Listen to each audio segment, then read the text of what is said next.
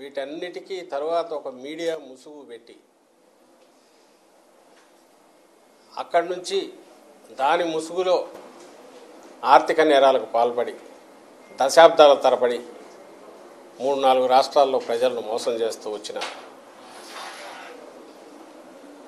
చేస్తూ వచ్చి ఇంకోవైపు సమాజంలో అత్యంత విశ్వసనీయుడైన లేదా ప్రముఖుడుగా జాతీయ స్థాయిలో కూడా పేరు తెచ్చుకుని ఇదే పునాదిగా ఇదే పెట్టుబడిగా ఈ పత్రిక ద్వారా తెచ్చుకున్న పేరే పెట్టుబడిగా ప్రజల సొమ్ముతో ఇంతకాలం ఒక అవినీతి సామ్రాజ్యాన్ని అక్రమ సొమ్ము సమాంతర ఆర్థిక వ్యవస్థను తన స్థాయిలో నడిపిన వ్యక్తి ఎవరైనా ఉన్నారంటే అది రామోజీరావు గారని గత దశాబ్దంన్నరగా కోర్టులో పోరాటాలు జరుగుతున్నాయి, కేసులు నడుస్తున్నాయి. వాస్తవాలు ఇవని సమాజం పట్ల నిబద్ధత ఉన్నవాళ్ళు కానీ లేదా ఆయన అరాచకాన్ని బయటికి తీసుకురావాలనుకున్న వ్యక్తులు కానీ పోరాడుతున్నారు. ఉండవల్లి అరుణ్ కుమార్ లాంటి వారు దాదాపు 15-20 ఏళ్లుగా ఇదే దీని మీద పోరాడుతున్నారు. వాటన్నిటి కల్మినేషన్ నిన్నటి సుప్రీంకోర్టు డైరెక్షన్ ద్వారా మనం చూస్తున్నాం. దాంట్లో దాని ఇంపార్టెన్స్ ఎందుకు అంతగా ఉందంటే అంతగా మన హౌస్ హోల్డ్ అంటే మన ఇంట్లో ఒక పేరులాగా రామోజీరావు గారు కానీ ఆయన నడుపుతున్న వ్యవస్థలు కానీ మన రాష్ట్రంలో ఉభయ తెలుగు రాష్ట్రాల్లో ఇంకా కొంతవరకు పక్క కర్ణాటక కానీ అక్కడ కూడా కనపడుతుంది. ముఖ్యంగా ఉభయ తెలుగు రాష్ట్రాల్లో ఉమ్మడి ఆంధ్రప్రదేశ్ ఉన్నప్పటి నుంచి. దానికి కారణం మార్గదర్శి అనే పేరే ఒక ఇంటి పేరులాగా తయారైపోయింది. ఆ తర్వాత ఈనాడు గ్రూప్ సంస్థలు వచ్చాక అవి శాసించడం, రాజకీయాలను కూడా శాసించడం మొదలుపెట్టడం ఎన్టీ రామారావు గారి ప్రవేశం తర్వాత రాజకీయ ప్రవేశము, ఆయన ముఖ్యమంత్రి కావడము, దాని తర్వాత మొత్తం అధికారాన్ని తెర వెనక నుండి నడిపించడం కానీ లేకుంటే తమకు నచ్చని వాళ్ళు ఉంటే వాళ్ళను దించేంత వరకు ఎక్కడికైనా పోయేంత వరకు ఓ పత్రికను మీడియాను అడ్డం పెట్టుకుని ఆయన చేస్తున్న ఆగడాలు అవి చూస్తూనే ఉన్నాం. ఇంతగా ఎందుకు చెప్తున్నామంటే ఇప్పుడు నిన్న ఎందుకు హిస్టారికల్ ఇదవుతుందంటే ఇదంతా కూడా ఒక అబద్ధం మీద, ఒక మోసం మీద, ఒక అన్యాయం మీద, ఒక దుర్మార్గం మీద నిర్మించబడిన వ్యవస్థ ఎన్నాళ్ళు అది ఇప్పుడు బయటికి రాబోతోంది.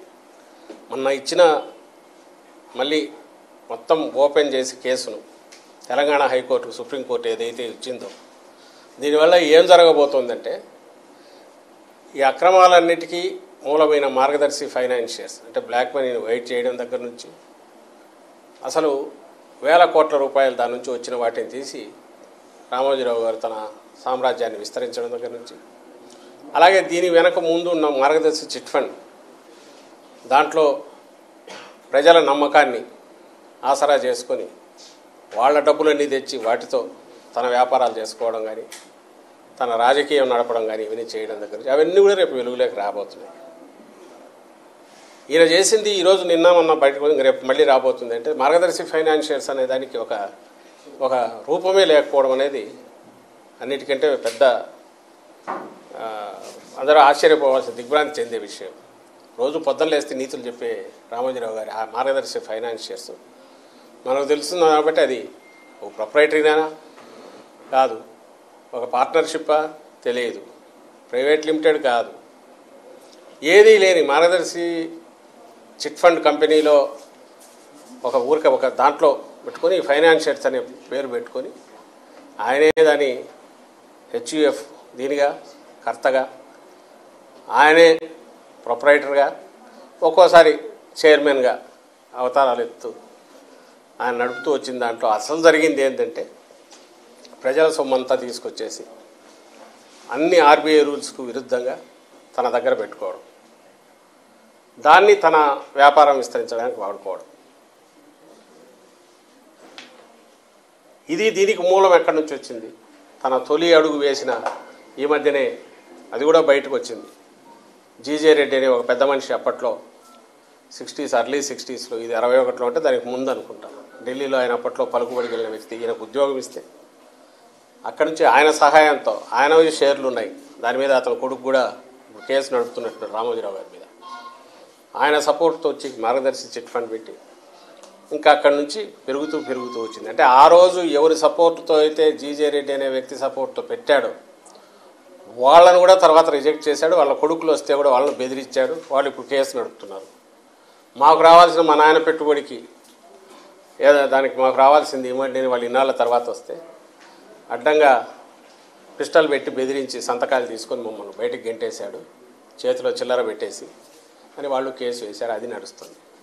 అంటే అక్కడ పునాది దగ్గర నుంచి అక్రమం, దాని తర్వాత ప్రజలకు సంబంధించినంతవరకు మోసం, చట్టాలకు సంబంధించి మొత్తం ఉల్లంఘన, ఏ చట్టం ఫాలో కాలేదు, ఓ రూపము ఏమీ లేని ఒక కంపెనీలు అనేవి పెట్టి కేవలం మీడియా ముసుగులో ఇంతకాలం రామోజీరావు గారు ఆడుతున్న నాటకం ఏదుందో అది పూర్తి, బహుశా ఈ స్కామ్ తెర వెనక ఉండి రాజకీయాలు నడుపుతూ సమాజం మీద గ్రిప్ తెచ్చుకొని ఢిల్లీ వరకు పరపతి పెంచుకొని అది అంతా కూడా ఒక గాలిబుడగా, ఒక బెలూన్ లాంటిది, ప్రజల సొమ్ము ఇచ్చేసుకుని అన్యాయంగా, దారుణంగా, అక్రమంగా ఎంత పెరిగాడనేది సమీప భవిష్యత్తులో ఈ తీర్పు వల్ల రేపు తెలంగాణ హైకోర్టు టేకప్ చేసి ఒక్కసారి ఓపెన్ చేసి డిపాజిట్లు ఎక్కడెక్కడ ఎవరెవరు పెట్టారు, ఎవరెవరికి వెనక్కి ఇచ్చినవి ఏంటివి, అసలు ఆ డబ్బు రూపంలో, క్యాష్ రూపంలో ఎట్లా చేశారు, ఇవన్నీ కూడా బయటికి రాబోతున్నాయి.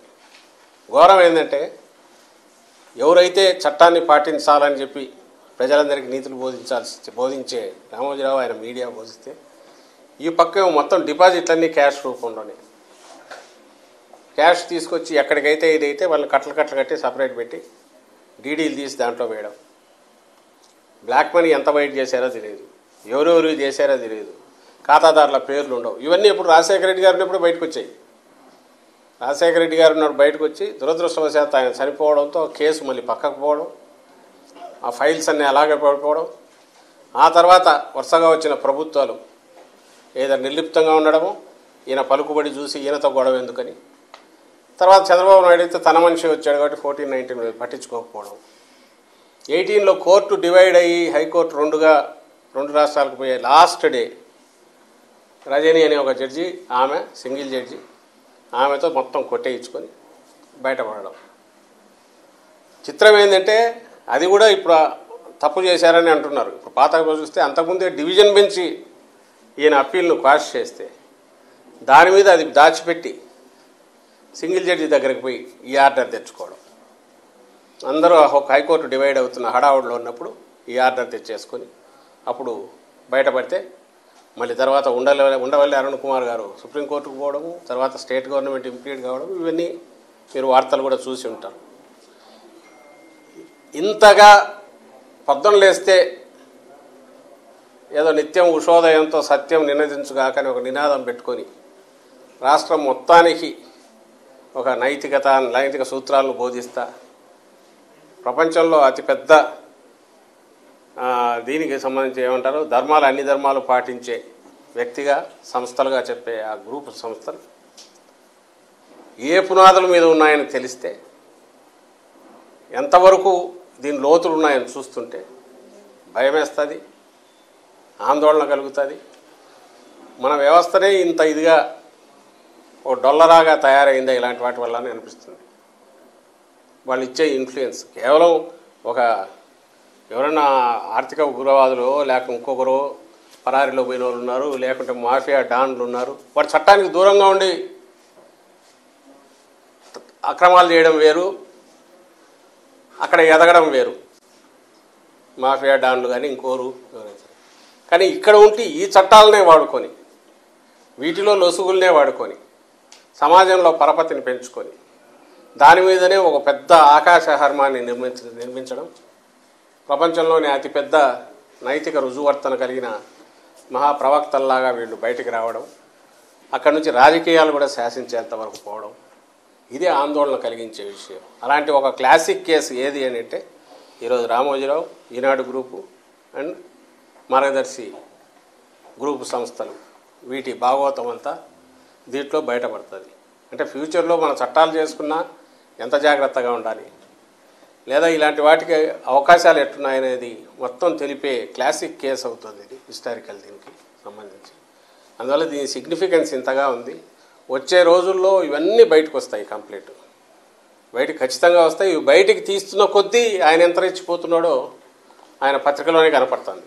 ఎంతగా వాంతి చేసుకుంటున్నాడో, ఎంతగా పైత్యం ఎక్కువైపోయిందో.